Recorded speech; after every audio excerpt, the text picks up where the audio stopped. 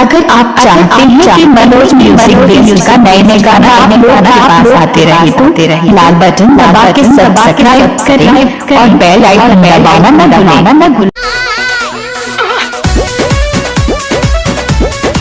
Mix by Manoj button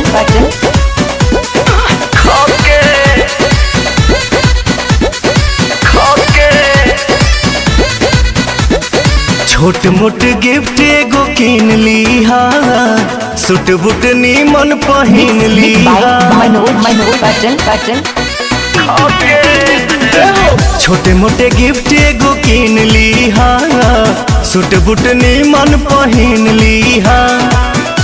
कटब अपने हाथे cake मुँह में खियाई हो, गाल पे लगाई हो।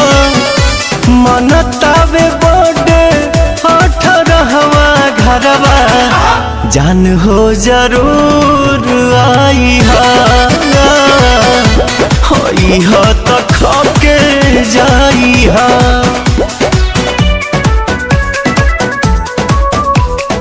खाके जाई हा।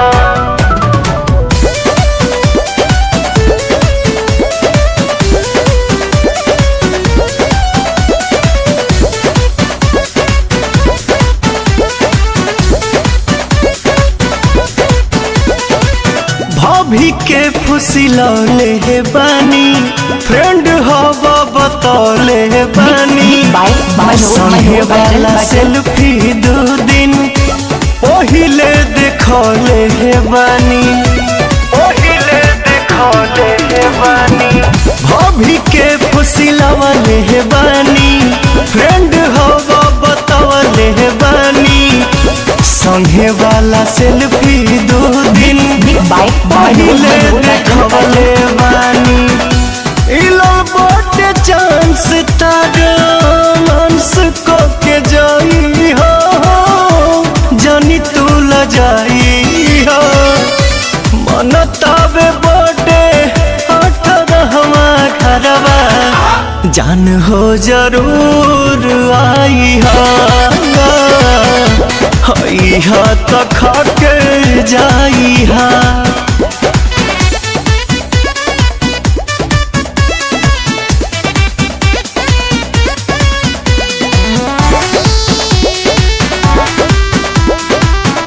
मिक्स बाय मनोज बटन खाके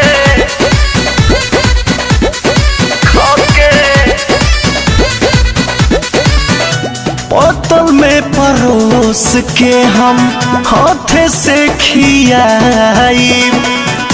लव वाला सब बात पवन हो बताई, पवन हो बताई। बोतल में परोस के हम हाथे से खियाई। लव वाला सब बात पवन हो बताई। अरुण बिहारी मन के श्रद्धा पुराई हो, जियादा जुड़ाई हो। मनतावे बर्थडे 18वां घरवा, जान हो जरूर आई हा